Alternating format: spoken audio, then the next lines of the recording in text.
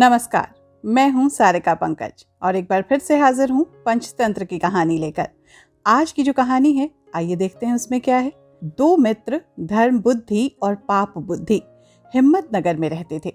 धर्म बुद्धि मेहनती और लगनशील था, साथ ही साथ संयमी भी था।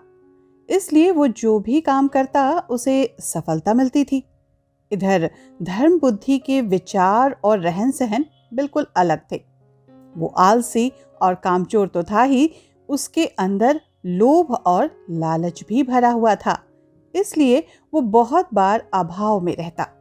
ऐसे हालात में एक बार पाप बुद्धि के मन में विचार आया कि क्यों ना मैं अपने मित्र धर्म बुद्धि के साथ दूसरे देश जाकर धनोपार्जन करूं। बाद में किसी न किसी युक्ति से उसका सारा धन हड़प लूंगा और फिर सुख चैन से पूरी जिंदगी जीऊंगा। इसी नियत से पाप बुद्धि ने धर्म बुद्धि को धन और ज्ञान प्राप्त होने का लोभ देते हुए अपने साथ बाहर चलने के लिए राजी कर लिया। शुभ मुहूर्त देखकर दोनों मित्र एक अन्य शहर के लिए रवाना हो गए। जाते समय धर्म बुद्धि अपने साथ बहुत सारा माल लेकर गया। नए शहर में धर्म बुद्धि के माल की बहुत तेजी से लोकप्रियता बढ़ी और उसने मुंह मांगे दामों पर बेचकर उससे खूब धनोपार्जन किया। जब कुछ दिन बीत गए और ठीक ठाक धन इकट्ठा हो गया तो प्रसन्न मन से दोनों मित्र गांव की तरफ लौटने लगे। गांव के निकट पहुंचने पर पाप बुद्धि ने धर्म बुद्धि को कहा कि मेरे विचार से गांव में एक साथ सारा धन ले जाना उचित नहीं होगा। कुछ लोगों को तो हमसे ईर्ष्या होने लगेगी और तो कुछ लोग कर्ज के रूप में पैसा मांगने लगेंगे। संभव है कि कोई चोर ही इसे चुरा ले। इसलिए मेरे विचार से कुछ धन हमें यहाँ जंगल में किसी सुरक्षित स्थान पर गाड़ देना चाहिए। अन्यथा इतना सारा धन देखकर तो सन्यासी और महात्माओं का भी मन डोलने लगता है। सीधे साधे धर्म बुद्धि को दोस्त की बात ठीक लगी, इसलिए उसने पाप बुद्धि के विचार से अपनी सहमति जताई। इसके बाद दोनों दोस्तों ने वहीं एक सुरक्षित स्थान की तलाश की और गड्ढा खोदकर अपना सारा धन दबा दिया। इसके बाद वो अपने घर चले गए। बाद में मौका देखकर एक रात पाप बुद्धि ने जब उसे कुबुद्धि ने आ घेरा, तब उसने वहां छिपा कर रखा धन चुपके से निकालकर हथिया लिया। कुछ दिनों के बाद धर्म बुद्धि ने पाप बुद्धि से कहा, भाई मुझे कुछ धन की आवश्यकता है, चलो मेरे साथ चलकर वो धन निकाल लाते हैं। पाप बुद्धि तैयार हो गया। जब उसने धन निकालने के लिए गड्ढे को खोदा तो वहां कुछ भी न मिला। पाप बुद्धि तुरंत रोने चिल्लाने का अभिनय करने लगा और बात के बढ़ने पर उसने धर्म बुद्धि पर धन निकाल लेने का इल्जाम लगा दिया। दोनों लड़ते झगड़ते न्यायाधीश के पास पहुंचे। न्यायाधीश के सम्मुख दोनों ने अपना अपना पक्ष प्रस्तुत किया। न्यायाधीश ने सत्य का पता लगाने के लिए दिव्य परीक्षा का आदेश दे दिया। दोनों को बारी बारी से अपने हाथ जलती हुई आग में डालने थे। पाप बुद्धि ने इसका विरोध किया।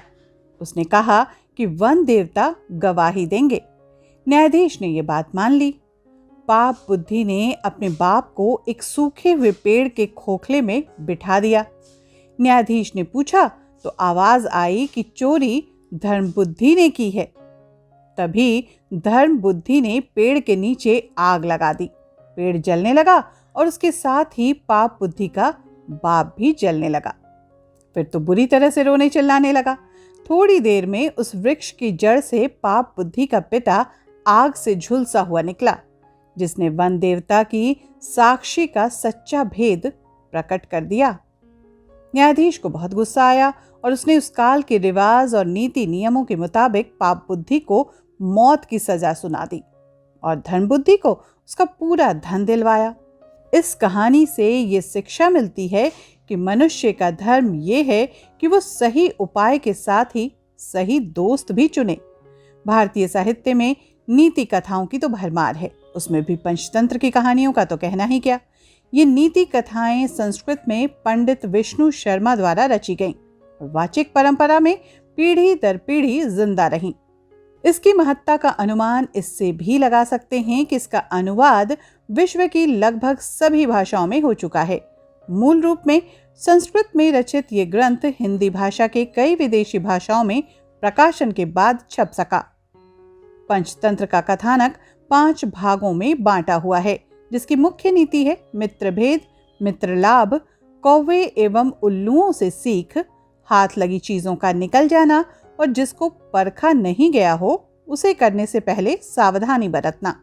पंचतंत्र की कहानियां मनुष्यों के अलावा पशु पक्षियों को भी पात्र बनाकर शिक्षाप्रद बातें बताती हैं। इसलिए साहित्य तक पर कालजयी कथाओं की कड़ी में आप हर सप्ताह पंचतंत्र की ऐसी ही कहानियां मुझसे सुनते हैं, मैं यानी सारिका पंकज। और ये कहानियां चूंकि आपस में गुथी हुई हैं, इसलिए कई बार आपको एक ही कड़ी में 2-3 कहानियां भी सुनने को मिल सकती हैं। इस बार पंचतंत्र की कहानी जो आपने सुनी उसका नाम था मित्रद्रोह का फल। तो इस कहानी से यही शिक्षा मिलती है कि मित्र चुनने और मित्र से धोखा करने दोनों में सावधानी बरतनी चाहिए। अगली पंचतंत्र की कहानी के साथ अगले शनिवार को मिलूंगी। तब तक के लिए दीजिए अनुमति। नमस्कार।